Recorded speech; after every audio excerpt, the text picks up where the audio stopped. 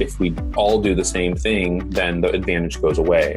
Instead, we need to think about data and creative AI as a recipe. You can give Michelin-starred chefs the same recipe and they all make something different, even though the recipe components might be the same. And I think that that's how we have to think about creative. How does our brand interpret these recipes? How do we make it distinctly ours? And so our brand message shines through while also honoring those creative elements that the algorithm cares about. Think about the last ad you saw that had an image of someone's living room. What color was the throw pillow on the couch? Was there a dog present? How many people were pictured? You might not know the answer to those questions, but the marketers who put that creative together sure do. And you better believe that they thought long and hard about each of those aspects and dove deep into some of the data to decide exactly what to include in that ad. Those minuscule details may seem frivolous to the naked eye, but the data proves that every decision you make in your creative process has an impact on the bottom line. And the e-commerce businesses that pay attention to that data while still remaining creative are the ones that are rising to the top. Talyor is the founder and CEO of Pattern89, which uses AI and machine learning to analyze advertising and guide marketers toward the performance metrics that matter. On this episode of Up Next in Commerce, RJ takes us through the most recent trends report that Pattern89 put out, which includes some important information about why businesses should be paying particular attention to copy and hashtags. Plus, RJ gives tips on how to avoid the trap of following best practices and why creativity will always win. Enjoy this episode. Up Next in Commerce is brought to you by Salesforce Commerce Cloud. Respond quickly to changing customer needs with flexible e-commerce connected to marketing, sales, and service. Deliver intelligent commerce experiences your customers can trust across every channel. Together, we're ready for what's next in commerce. Learn more at salesforce.com/commerce. Hey listeners, it's Stephanie. Before we dive into this episode, I was hoping you could please subscribe, rate, and review the podcast. It helps spread the word about the show, and I would really love it. So please, let me know how I'm doing and give me a rating, give me a review. Let us know. All right, enjoy the episode.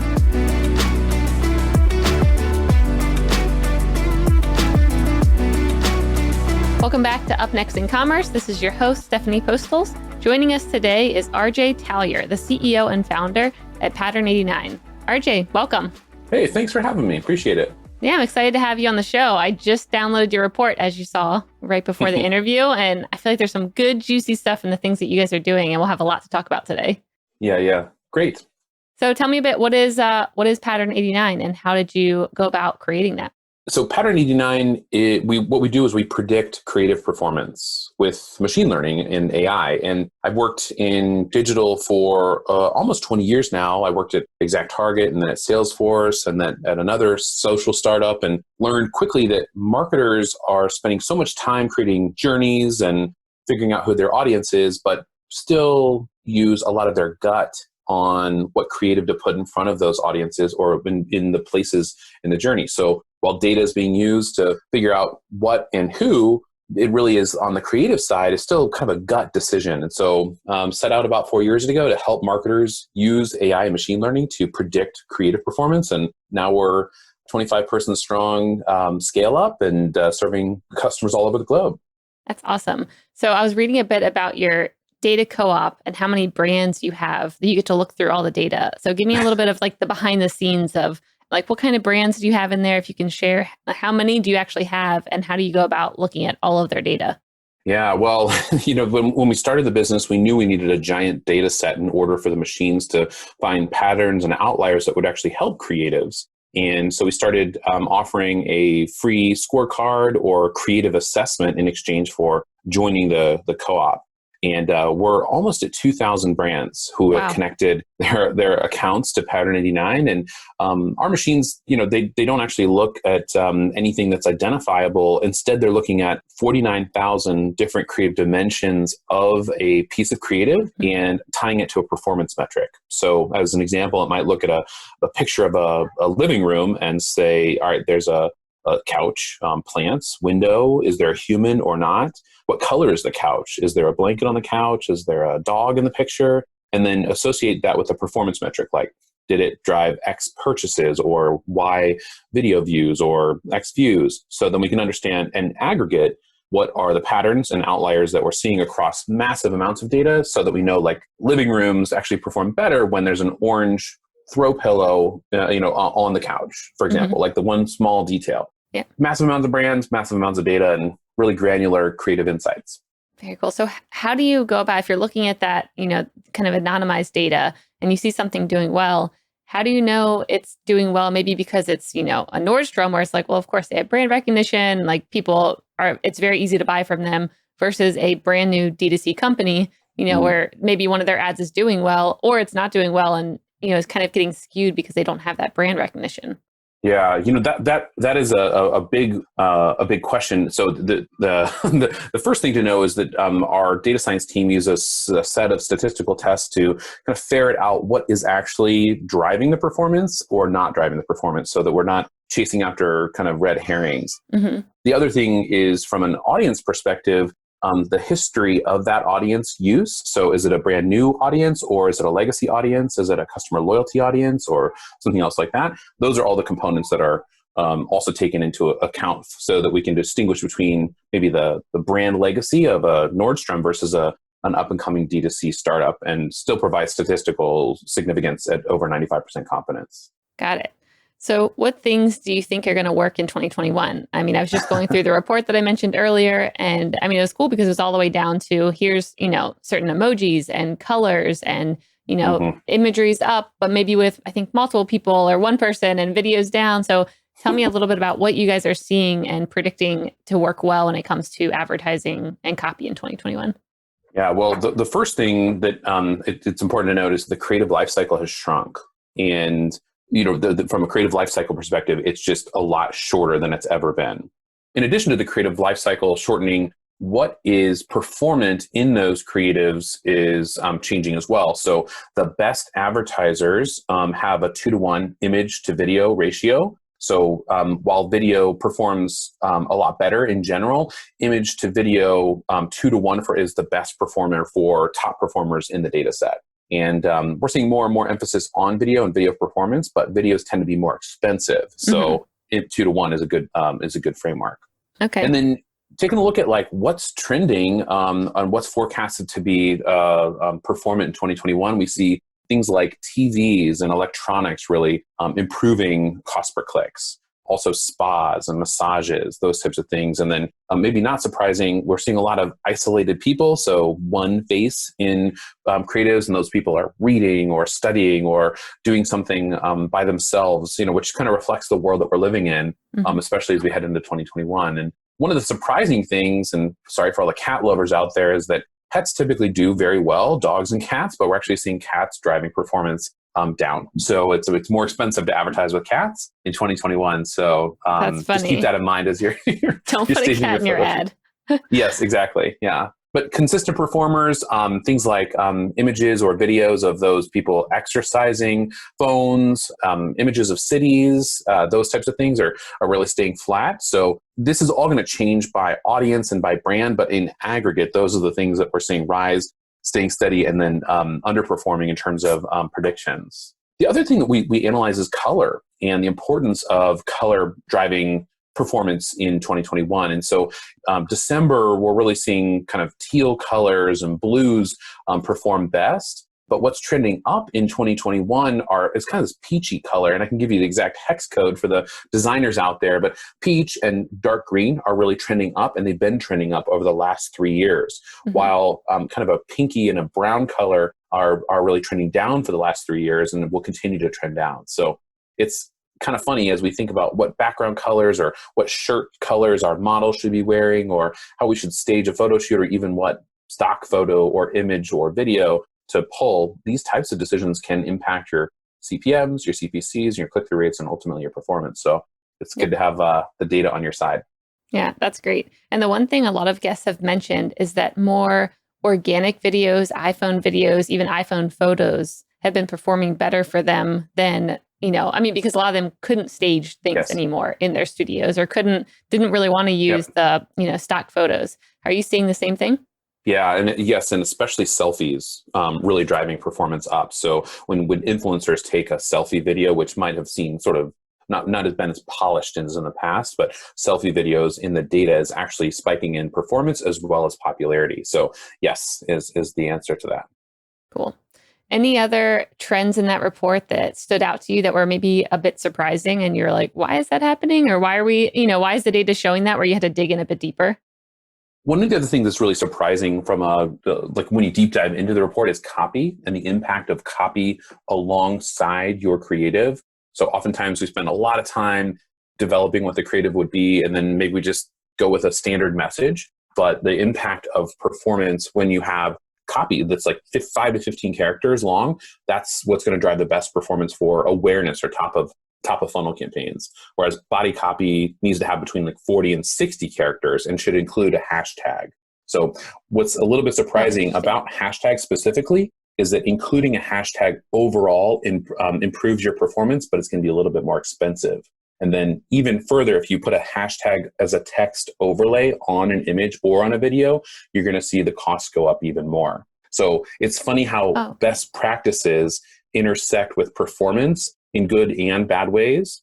And what we're kind of distilling down is how the algorithms at the individual platforms prioritize or deprioritize content based on supply and demand, like what's popular and what's actually performing. And if you think about it from the platform perspective, they want creative diversity.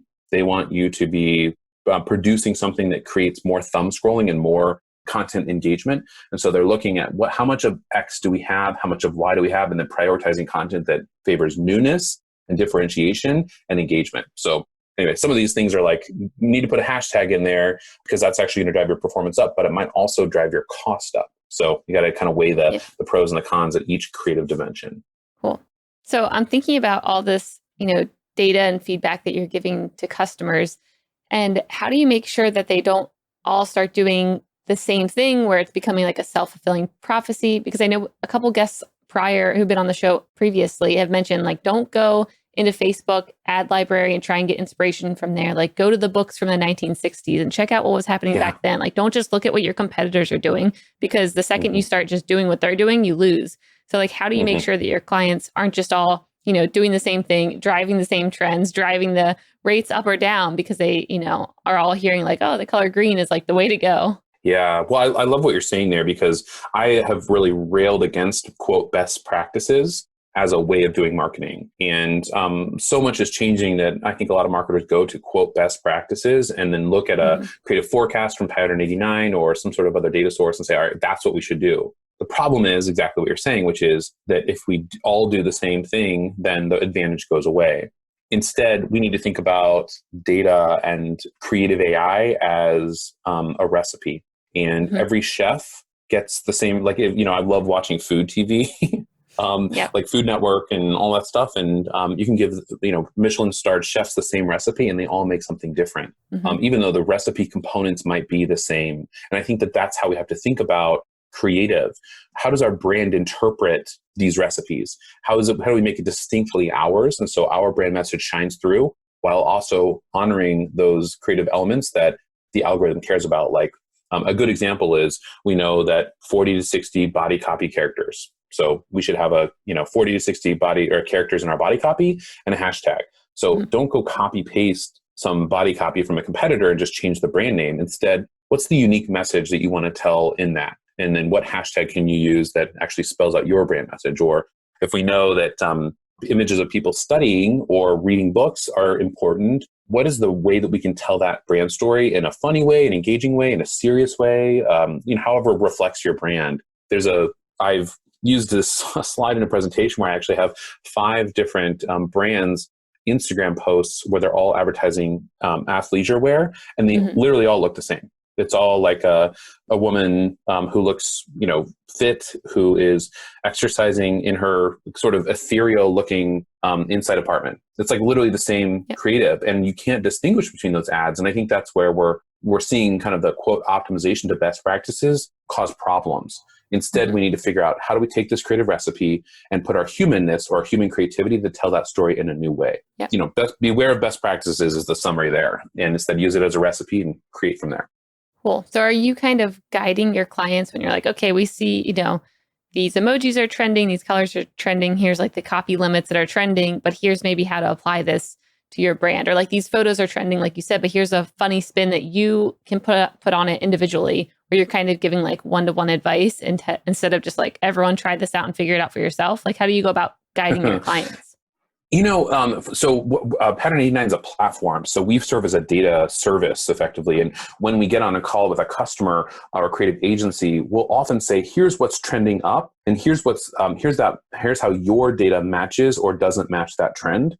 And then also here's the counter trend to it. And, some customers are like, no, we just want to kind of play it safe and we'll go with the trend. Others say, hey, what's the counter trend? What's the outlier? What is the opportunity there? And it just depends on if the brand is kind of likes to play it safe and predictably, or they're willing to take some creative risks.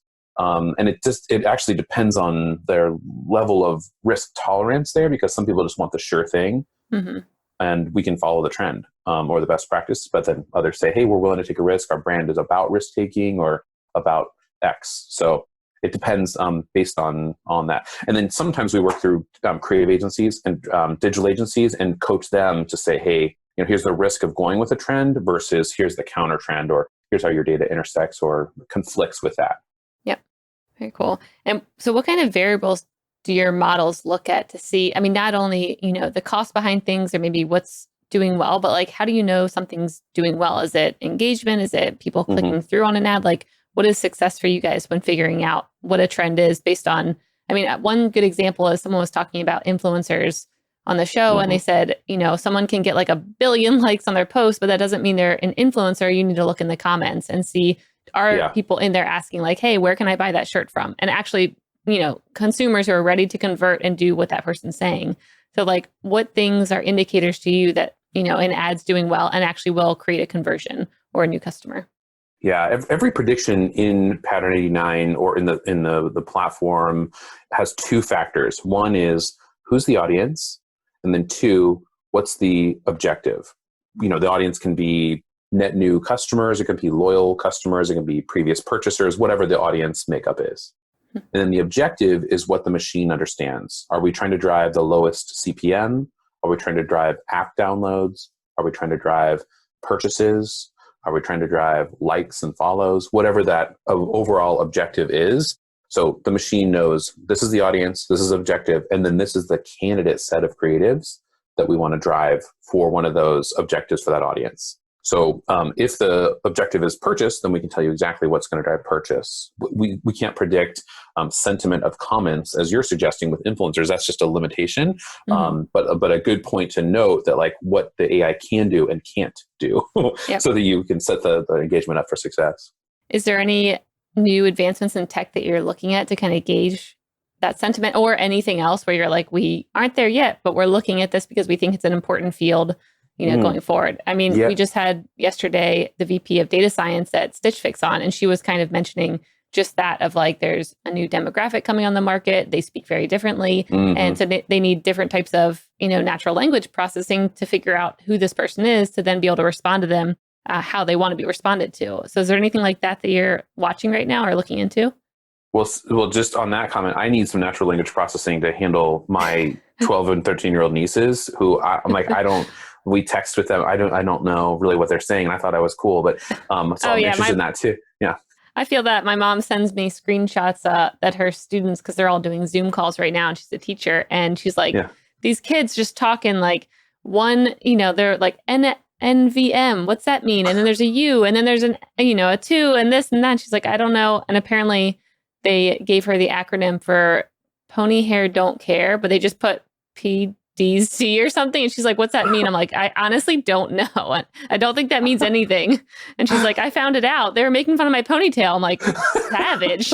I imagine Urban Dictionary is getting a lot of site traffic from people like me these days. Yeah, yes.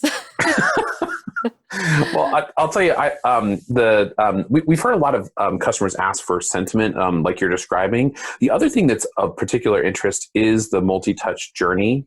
I can, with Pattern89, we can predict what people are going to do, like a one hop, right? So I can tell you if they're going to download the app, but I can't tell you if they're going to use it. Mm-hmm. Or I can tell you that they're going to put something in their cart, but maybe not purchase it. And so what marketers really want to understand is how do we actually predict creative against each of the steps of the marketing journey that they're setting up for the customer versus like a point in time, you know? And like, that's what we are really locked in on, is how do we predict creative performance across that life cycle versus just like they did one action on a social site or one action on as a result of seeing your ad on Google or something, you know? Yep. So it's a multi-touch attribution issue.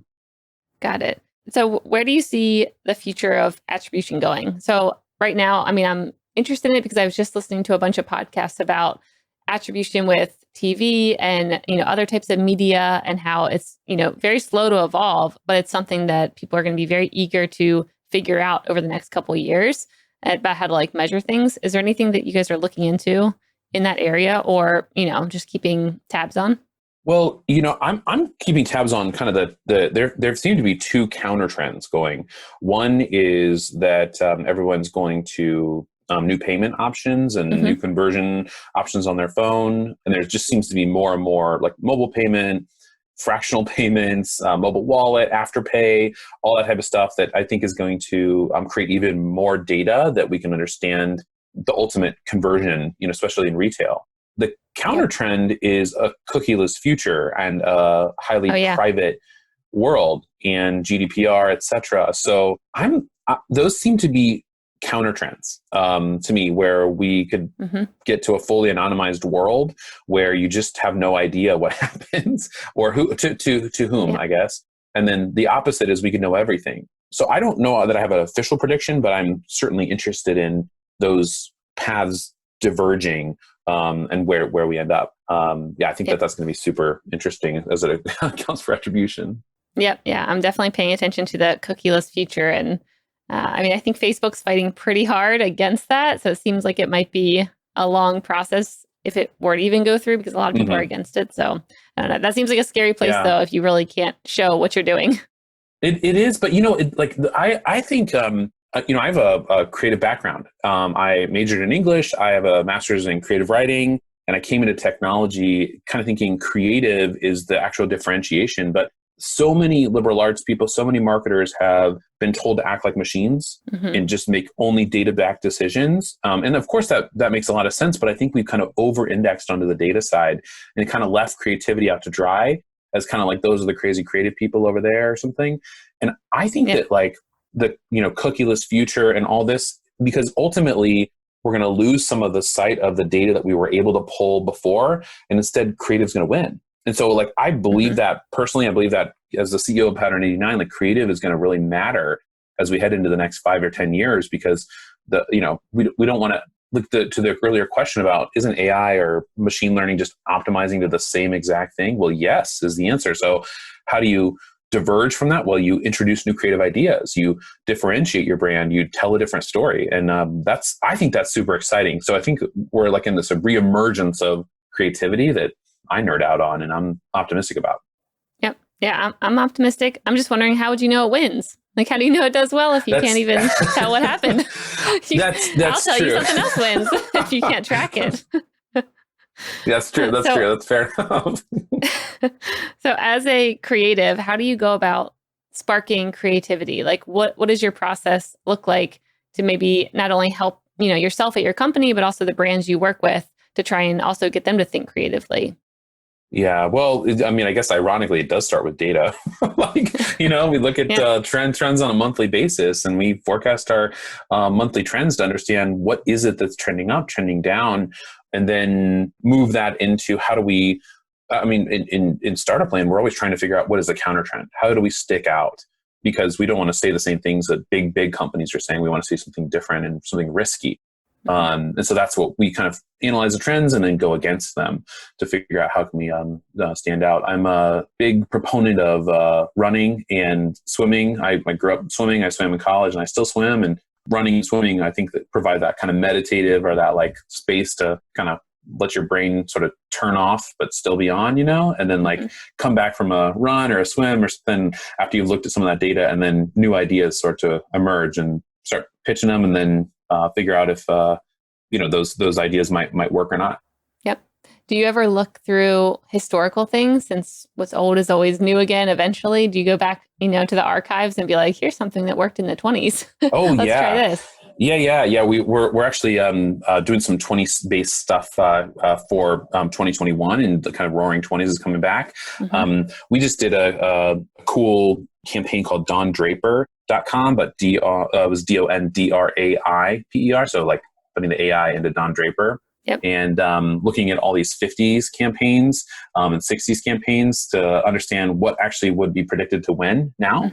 And it is kind of amazing to see like copy as well as imagery that was being used at the time, and color, and how those were resonating, using RAI to predict whether they would resonate with this audience in today. So yeah, I think that's definitely a good place for inspiration. That's cool. So do you see some of those more vintage ads and photos and things like that working over the next couple of years? Well, I don't know about the next couple of years, to be honest. I think in 2021 alone, we're going to see a lot of nostalgia. And I think that is going to be a big factor, because we're all looking for comfort, after 2020. So I can tell you on 2021, yes, nostalgia, I think, is going to be a big, big trend. 2021 will be nostalgia for 2019. Ah, the good days. What happened in 2019? Let's bring back those vintage memories. That's funny.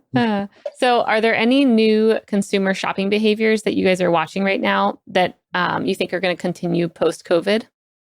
Well, I think touchless everything, even in store, is a big one. And the one I mentioned earlier about mobile wallet, I think mobile wallet adoption is just going to spike. And then I think all sorts of augmented reality capabilities are also going to, because going to a showroom, for example, to see a couch may or may not be something that an individual is willing to do anymore, to make that separate trip. So I want to see it in my space. I don't want to buy it without seeing it and then return it, have it a hassle with the return, especially with a large purchase item for a home. So I think that mobile wallet is going to explode. It already has. But coming from mobile land in my previous roles, like it's amazing to see how that is just how that's taken off. And then I think augmented reality apps, they're just going to be driving the future of commerce.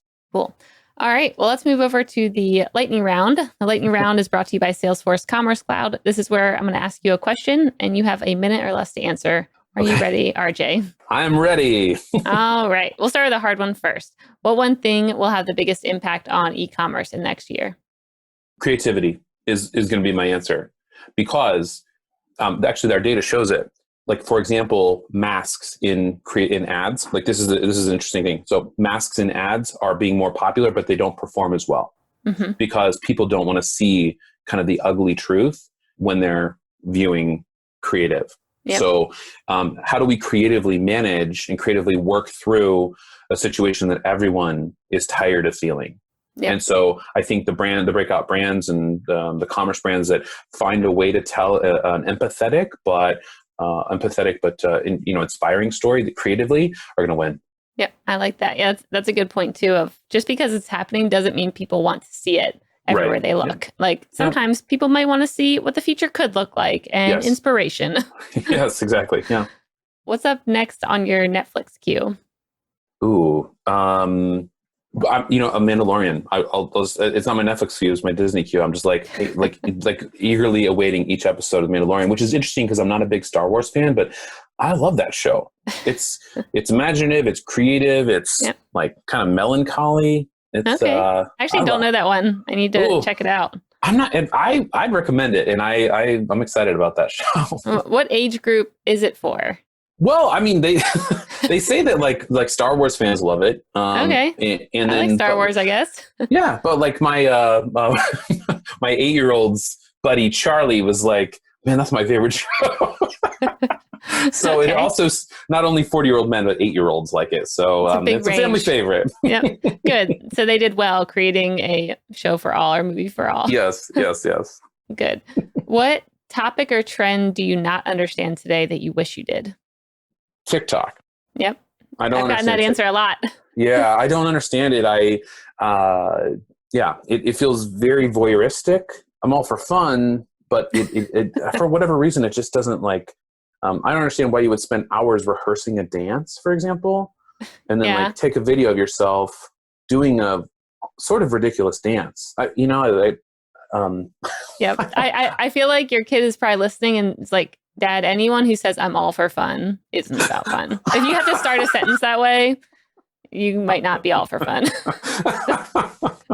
I think you're right. Yeah, but I have had a lot of people say they don't understand TikTok. So I hear you with that. But that would be it's the age group. Yeah, that would be an interesting, data set to pull in data and see what's engaging from there. Because I have also had a lot of people say it converts really well and that there's a lot of arbitrage on that platform. Yes. Yeah. We've got customers who use our data on Snapchat, but we've not moved into TikTok just yet. But it is interesting to see what trends might apply there. I think that, like the personal, like personally, why you do that. I don't like, I feel like that's like a PhD or something that I could do is like understand motivation there or something. I don't know. Yeah. Well, you let me know how that research goes and we'll bring you back for your PhD on TikTok. What is a favorite book on business or creativity or just one that you refer back to quite often? My favorite author is a British author named Julian Barnes, who I love. And I often try to not read a bunch of business books. I find like some of them to be really good, but I like to look outside for inspiration. So I'm a big fan of Julian Barnes. His books are really creative and strange and weird. And he's a well-known British author, but maybe not known as well in the US. And then on the maybe nonfiction side, I read that book Evicted, which is again not a business book, but just in regards to kind of some of the social issues we're after. I find that was it's Matthew Desmond's book. It's really, really good as well. So, but I look kind of to those for inspiration or to kind of take my brain outside of business. Cool. All right. And then the last one, what's up next in your travel destinations when we can travel again? Where are you and your family headed? Or just you, if you're like, peace family. I don't know that my wife would be okay with that, but we actually had the good fortune. We went out to Idaho for about 5 weeks this summer and rented an Airbnb and loved it. And we want to go back. Where'd you go? Because I was just looking at Coeur d'Alene, which I think is in Idaho. Yes. And it looks really pretty. So we were in Driggs, Idaho, which is about it's on the west side of the Tetons, about an hour from Yellowstone. And it is beautiful. I mean, it was wonderful. And we're going to go back. So, we had all sorts of international travel ideas that my wife and I wanted to do with our kids. But we just had such a nice time out there that I want to head back this summer and spend some time out there exploring the mountains. Oh, that's great. I will have to check that out too. Idaho is such an undervalued area. No one talks about it. But when I started looking at the pictures, I'm like, this place is pretty. Come on, people. It's wonderful. Yeah, it really is. All right, RJ. Well, it was a pleasure having you on. Where can people find out more about you and Pattern89? Sure. Yeah. Just Pattern89.com, or I'm on Twitter at RJ Talyor, and would love to hear from you, or come on to Pattern89.com and check us out. Awesome. Thanks so much. Thank you.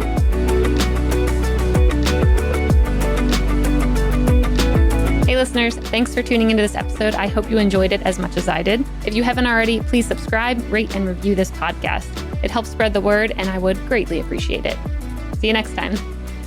Up Next in Commerce is brought to you by Salesforce Commerce Cloud and created by the team at mission.org. Subscribe now at Apple Podcasts or wherever you listen to podcasts.